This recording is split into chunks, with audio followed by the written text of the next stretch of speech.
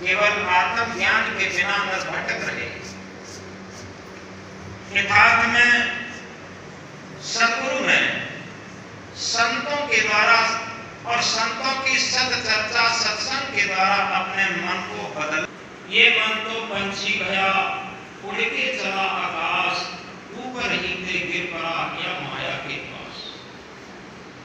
ये मन पंछी के समान उड़ रहा, रात दिन हवाई प्लान बना रहा, आकाशी उड़ाने भर रहा, बहुत ऊंची नीची उड़ाने भर रहा। ये मन पंछी गया, जैसे बाज पंछी होता है, गिद्ध पक्षी होता है, बहुत ऊंचाई पर उड़ते हैं और कभी कभी इनका जो वास्तविक चारा मांस का टुकड़ा कहीं दिखाई दे जाता, ऊपर से ही एकदम गिर पड़ते। सद्गुरु कवि साहब इस मन को पंछी की तरीके से बताते हैं। बहुत ऊंची ऊंची ज्ञान की बातें कर लेता, भक्ति की बातें कर लेता और भौतिक उन्नत और आध्यात्मिक उन्नत की बातें कर लेता, आकाश की चरम चोटी की बातें कर लेता। लेकिन जहां इस मन का राग है, जहां आसक्ति है, ममता है, मोह है, अगर उस मन का चारा माया ऊपर ही से गिर पड़ा या माया के पास। माया क्या है? माया माया सब कहें, माया लखन कोई, जो मन से उतरे नहीं माया कहिए सोए। हमारे मन में अगर आसक्ति बीड़ी की है तो समझो मन के लिए, हमारे लिए बीड़ी माया। जहां मन विशेष आसक्त है, मन का राग जहां विशेष अटका हुआ है, वही माया हो जाती। तो इस तरीके से ऊपर ही से गिर पड़ा या माया के पास। जब उसे अपना वास्तविक चारा दिखाई देता तो उसी पर मन गिर पड़ता। उसके लिए सद्गुरु दूसरा महामंत्र कहते, मन तब लग उड़े विषय वासना मान, ज्ञान बाज की झपट में जब लग आवे ना। ये मन सांसारिकता में, वासनाओं में, स्वार्थ में तभी तक उड़ता है जब तक ज्ञान रूपी बाज की झपट में नहीं आता। यथार्थ में आप जब भी देखें मन में विवेक जगता है, क्योंकि विवेक रटने की चीज नहीं है। जब मन में विवेक जगता है तब अपने आप जहां मन आसक्त रहता है, जहां मन लीन रहता है, जहां मन की राग रहता है, वहां से मन हटना शुरू हो जाता है। क्योंकि आप सोचते होंगे आखिर मन पर इतना क्यों कहा गया? क्योंकि अगर सही तरीके से ये समझ लिया जाए, सद्गुरु कहते हैं तन को साधु सब करे, मन को करे न कोई, जो मन को साधु करे सहज सबसे होई। हम तन को भक्त बना सकते हैं, तन को साधक बना सकते हैं, तन को साधु बना सकते हैं, लेकिन अगर हमारा मन भक्त बन जाए, मन साधक बन जाए, मन संत बन जाए, ये ऊंची चीज है। तन को बनाने से कुछ नहीं होगा, मन को बनाने से होगा। मन का परिवर्तन ही जीवन की सच्चाई है, जीवन की जागृति है।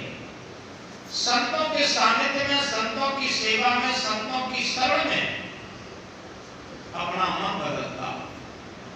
जिन जिन लोगों का मन बदल गया उनका जीवन ही बदल गया, और जिन जिन लोगों का मन नहीं बदला उनका जीवन नहीं बदला। आप देखें रत्नाकर डाकू था, अंगुलीमाल डाकू था, इनके मन जब बदले तभी जीवन बदला, और जब तक मन नहीं बदले जीवन नहीं बदला।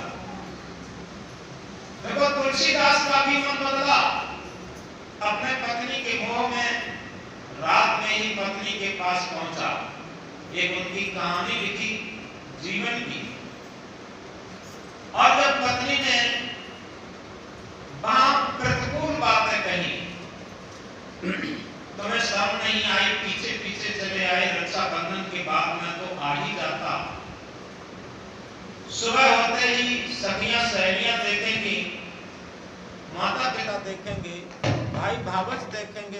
कहेंगे। इतनी प्रतिकूल बात सुनकर के तुलसीदास का मन बदल गया और तुलसीदास उसी क्षण जाने लगे। पत्नी ने कहा कहां जा रहे?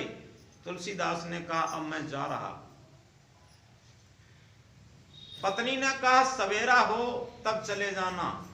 तुलसीदास कहते हैं अब तो घोर प्रभात है, बाहर आधी रात है, लेकिन तुलसीदास घोर प्रभात कहां बता रहे?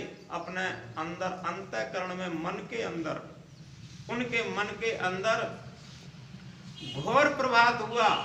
ये मन संबंधी बात बता रहे, एक उदाहरण दे करके। क्योंकि मन में क्या हुआ? विचार होते होते विवेक की जागृति हो गई कि जहां हम इतने आसक्त थे, जहां इतनी ममता करते थे, राग करते थे, वहां से इतनी बड़ी प्रतिकूलता मिली और उस प्रतिकूलता की धधकती आग ने तुलसीदास के अंदर, मन के अंदर जो राग था वो जला दिया, भस्म कर दिया। और उसी राग पर वैराग्य की किरण फूट गई, वैराग्य का अंकुर फूट गया, विवेक की किरण फूट गई। और जब विवेक की किरण फूट गई तब तुलसीदास कहने लगे कि अब अंदर घोर प्रभात है, अब मैं जा रहा। और जाते जाते उनके मुंह से एक शब्द निकला, अब तक नसानी अब न नसैहों, अब तक नसानी अब न नसैहों। यथार्थ में देखो, मन न बदला होता, अब कितने शांत में, कितने आनंद में चले जा रहे हैं। और एक कमर कस ली कि अब तक ये अमूल्य श्वास है, अमूल्य जीवन के क्षण हमने व्यर्थ में नाश कर दिए, लेकिन अब एक भी क्षण, एक भी श्वास व्यर्थ नहीं खोऊंगा। ये कमर कसते हुए चले जा रहे, अब तक नसानी अब न नसैहों। ये क्या हुआ? मन बदल गया।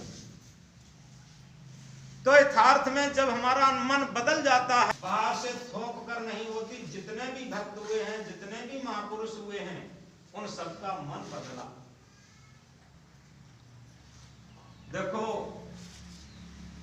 कबीर साहब के सानिध्य में जो दक्षिण भारत का पंडित था सर्वानंद, जिसे विद्वानों को परास्त करके सर्वाजीत की उपाधि मिली थी, बहुत बड़ा विद्वान पंडित था, सारे शास्त्रों का ज्ञाता था, लेकिन उसके अंदर उतना ही बड़ा अहंकार था। एक दिन अपने अध्ययन कक्ष में बैठा और विचार कर रहा था। किसी सभा में जब उसने किन्हीं जो शास्त्र ज्ञानी विद्वान थे उन्हें जब परास्त किया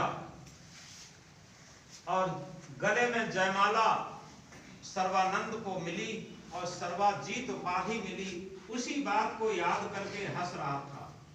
उनकी मां कल्याणी देवी